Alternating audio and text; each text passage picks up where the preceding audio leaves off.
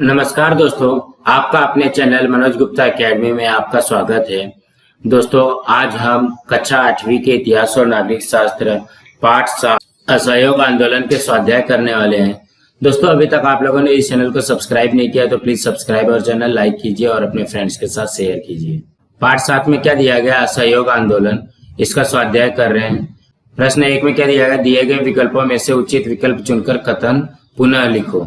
तो पहला कथन क्या है? गांधी जी ने अपने कार्य का प्रारंभ खाली जगह में किया और उसका ऑप्शन दिया गया है भारत, दूसरा है इंग्लैंड, तीसरा दक्षिण अफ्रीका, चौथा म्यांमार। तो इसका उत्तर आएगा दक्षिण अफ्रीका। गांधी जी ने अपने कार्य का प्रारंभ दक्षिण अफ्रीका से किया। दूसरा कथन दिया गया, किसानों ने खाली जगह जिले में लगानबंदी आंदोलन प्रारंभ किया। ऑप्शन है गोरखपुर, खेड़ा, सोलापुर, अमरावती। इसका उत्तर आएगा खेड़ा। किसानों ने खेड़ा जिले में लगानबंदी आंदोलन प्रारंभ किया। तीसरे कथन में दिया गया है, जलियांवाला बाग हत्याकांड के निषेध के रूप में रविंद्रनाथ ठाकुर ने सरकार द्वारा दिए गए खाली जगह खिताब उपाधि का त्याग किया। ऑप्शन है लॉर्ड, सर, राव बहादुर, राव साहेब। इसके उत्तर में आएगा सर। जलियांवाला बाग हत्याकांड के निषेध के रूप में रविंद्रनाथ ठाकुर ने सरकार द्वारा दिए गए सर उपाधि या सर खिताब का त्याग किया। प्रश्न 2 में क्या दिया गया? निम्न प्रश्नों के उत्तर एक एक वाक्य में लिखो। पहला प्रश्न क्या है? दक्षिण अफ्रीका में अश्वेत वर्णियों पर 1906 ईस्वी के आदेश के अनुसार कौन से प्रतिबंध लगाए गए?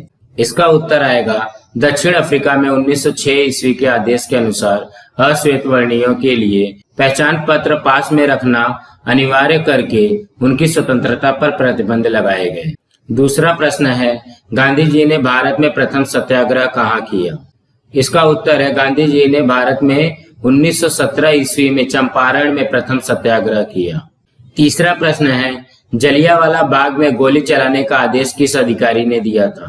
इसका उत्तर है जलियांवाला बाग में गोली चलाने का आदेश जनरल डायर नामक अधिकारी ने दिया था। प्रश्न 3 में दिया गया है, निम्न प्रश्नों के उत्तर 25 से 30 शब्दों में लिखो। पहला है, सत्याग्रह का दर्शन स्पष्ट करो। मतलब सत्याग्रह क्या होता है? इसका उत्तर है पहला, सत्याग्रह का अर्थ सत्य और न्याय के प्रति आग्रही बनता है। दूसरा है, सत्याग्रही व्यक्ति को हिंसा अथवा असत्य के मार्ग पर नहीं चलना चाहिए। तीसरा है, सत्याग्रही व्यक्ति अन्याय करने वाले व्यक्ति को संयम और अहिंसा के मार्ग पर चलाकर उसे सत्य और न्याय का बोध कराता है। यही सत्याग्रह का उद्देश्य है। चौथा है, अन्याय करने वाले व्यक्ति का अहिंसात्मक मार्ग से मन परिवर्तित करना भी सत्याग्रह का उद्देश्य है। महात्मा गांधी ने सत्याग्रह की इस नवीन तकनीकी को जन आंदोलन के साथ जोड़ दिया। दोस्तों, अब हम लोग अगला प्रश्न करते हैं। दूसरा प्रश्न क्या है? स्वराज्य पार्टी की स्थापना क्यों की गई? तो इसके उत्तर में आएगा, असहयोग आंदोलन में विधानमंडल के चुनाव का बहिष्कार किया गया था। दूसरा है, चौरी चौरा की घटना के बाद गांधी जी ने असहयोग आंदोलन को स्थगित कर दिया। तीसरा है, ऐसी स्थिति में राष्ट्रीय कांग्रेस के चित्तरंजन दास तथा मोतीलाल नेहरू जैसे नेताओं ने सरकार को घेरने के लिए विधानमंडल में प्रवेश पाने का विचार प्रस्तुत किया। और चौथा पॉइंट है, सरकार की अन्यायकारी नीतियों का विधानमंडल में विरोध करने के लिए इन नेताओं ने 1922 ईस्वी में राष्ट्रीय कांग्रेस के अंतर्गत स्वराज्य पार्टी की स्थापना की। दोस्तों, अब हम अगला करते हैं। चौथा प्रश्न क्या दिया गया? निम्न कथनों को कारण सहित स्पष्ट करो। पहला है, भारतीय जनता ने रौलट एक्ट का विरोध किया। रौलट एक्ट क्या था? एक प्रकार का कानून था। इसका विरोध क्यों किया गया? इसके उत्तर में आएगा, पहला, प्रथम विश्व युद्ध का गहरा प्रभाव भारत पर भी पड़ा। इससे भारतीय जनता में असंतोष व्याप्त था। इस असंतोष को दबाने के लिए अंग्रेजी सरकार ने रौलट एक्ट नामक कानून पारित किया। दूसरा पॉइंट है, इस कानून द्वारा किसी भी भारतीय को बिना जांच पड़ताल किए बंदी बनाने का अधिकार सरकार को दिया गया।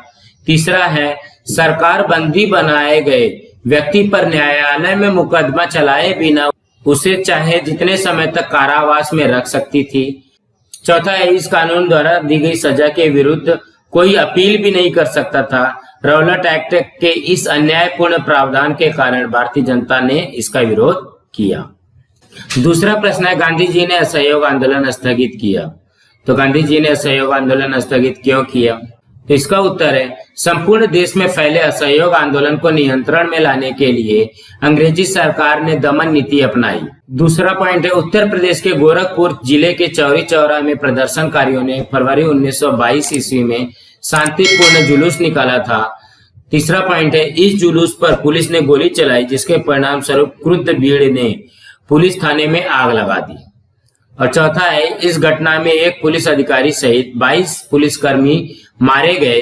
अहिंसात्मक मार्ग के पक्षधर महात्मा गांधी जी इस हिंसा से व्यथित हो गए। उन्होंने 12 फरवरी 1922 ईस्वी को असहयोग आंदोलन स्थगित कर दिया। तीसरा प्रश्न है भारतीयों ने साइमन कमीशन का बहिष्कार किया। तो इसका उत्तर आएगा 1919 ईस्वी में पारित मॉन्टेग्यू चेम्सफोर्ड सुधार कानून द्वारा किए गए सुधार संतोषजनक नहीं थे। दूसरा है इसके कारण भारतीय जनता में सरकार के विरुद्ध असंतोष था।